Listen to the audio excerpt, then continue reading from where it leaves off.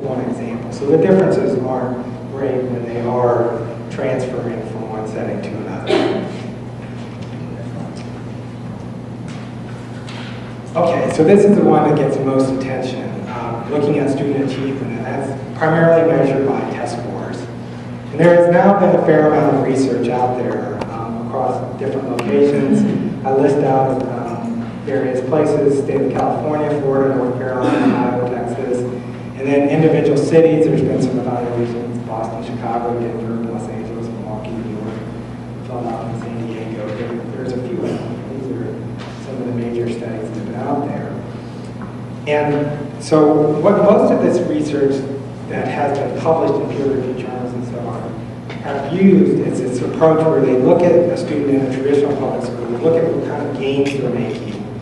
They switch over to a charter school and see if their gains are improving once they're in a charter school. This is important because a lot of times you see in the media articles or just some quick studies is what they do is say, well, let's compare charter schools to traditional schools on percent proficient, for instance, on NCLB standards.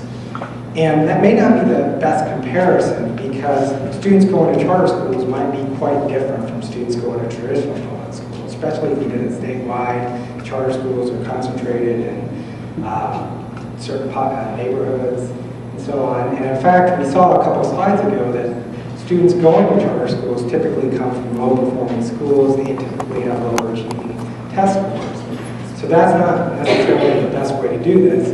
So the way that most of the research has been thoroughly reviewed is basically look students going along in traditional public schools, switching to a charter school, does their performance improve. Therefore, they're comparing students to themselves. What most locations, they found similar test scores across the two settings. There have been a couple places, Texas and Florida, where they had test scores that were lower.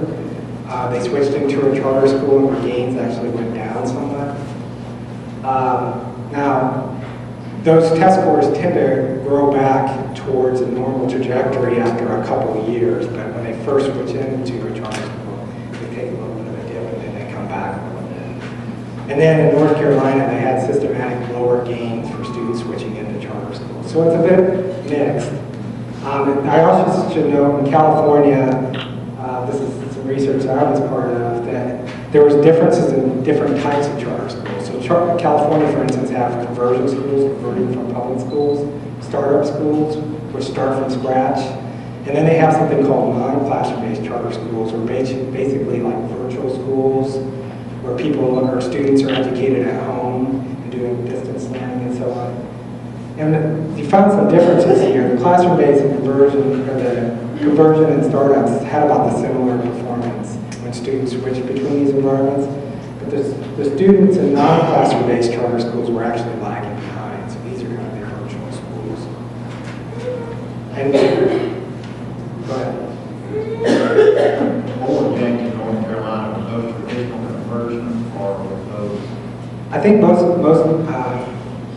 I'm not sure on that point. I have to look it up to get back to you.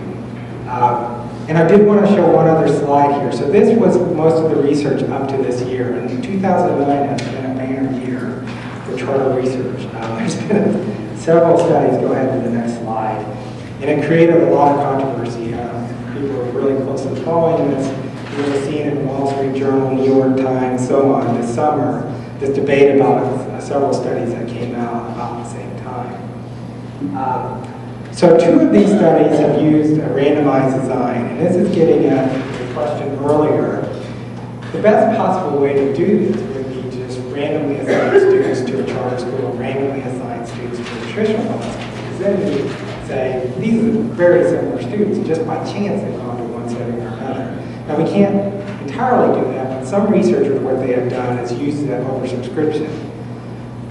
300 students are trying to get into a school of 100, have 100 slots. They use a lottery.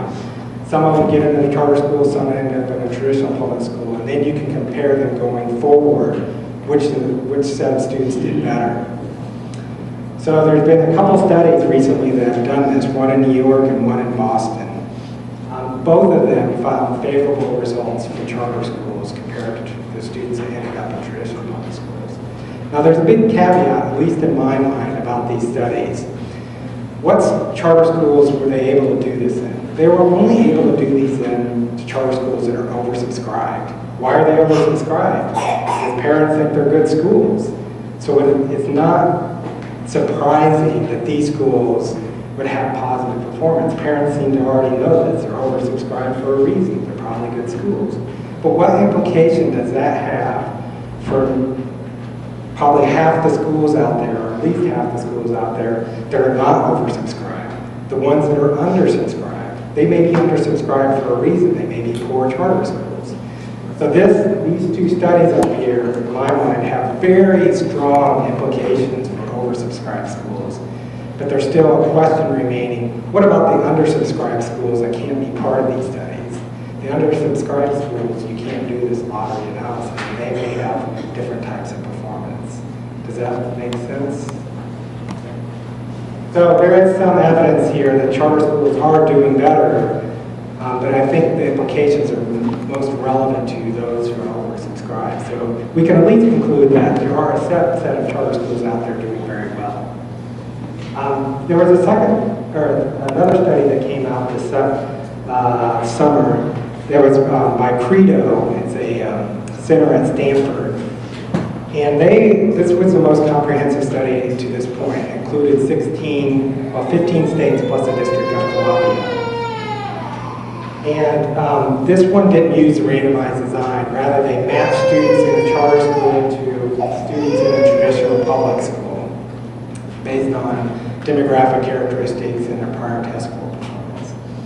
And there you can see some of what they found is that when you did this type of analysis, 17% of charter schools performed better than traditional public schools, about 46% similarly, and then 37% actually performed worse than traditional public school. And what they emphasize as their conclusion is that the performance of charter schools vary. That there are some really good charter schools, there's some bad charter schools, and a lot of charter schools are doing about the same. However, there are questions of using this design where you're just matching students based on these characteristics, but you're not matching on their motivation for going to a charter school.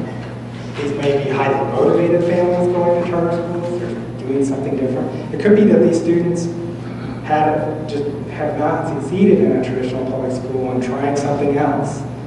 So there is certain questions about whether this is the best comparison you can potentially make, but it still provides some insight.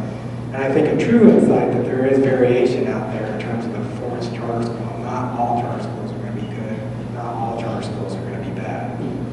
Okay, next slide. I don't know just exactly what Senator Watson has something to say. On that, the Credo study, wanted to point out that it was a broad group of states. But one thing they did was keyed in on the states that were doing good. And part of what my research has led me to is you look at those model states that are performing, states with significantly higher learning gains, and this is from the Credo study, for charter school students than what we've heard in traditional schools, including Arkansas, Colorado, Illinois, Louisiana, and Missouri. There's also some states that were included in there that were underperforming. But I want to point out our law was patterned after the Arkansas law. So what I did was we looked at these states that are doing the right thing, and that's what we want to model ours after. So I just wanted to point that out. There are a lot of states that are doing not such a great job, but there's some that are. That's the ones we want to model. Right. So they did make some conclusions about patterns in there. They made certain statements about things that potentially seem to be consistent about the school states that have high performance. So for instance, they said some states have caps on charter schools. They made certain conclusions about that and so forth. And those are in those studies and maybe things you want to take a look at. It's hard to say definitively when your sample is only 16 whether if you do this it's going to lead to positive results, but it provides some insights for people to think about. How many, for example, in Arkansas, did they study every charter school in Arkansas, or did they look at a subset if the latter come in? So I don't know exactly all if they had all of them in Arkansas. My assumption is that they included all charter schools that had test scores. So there's some charter schools, maybe Arkansas doesn't test at the high school not all the grades are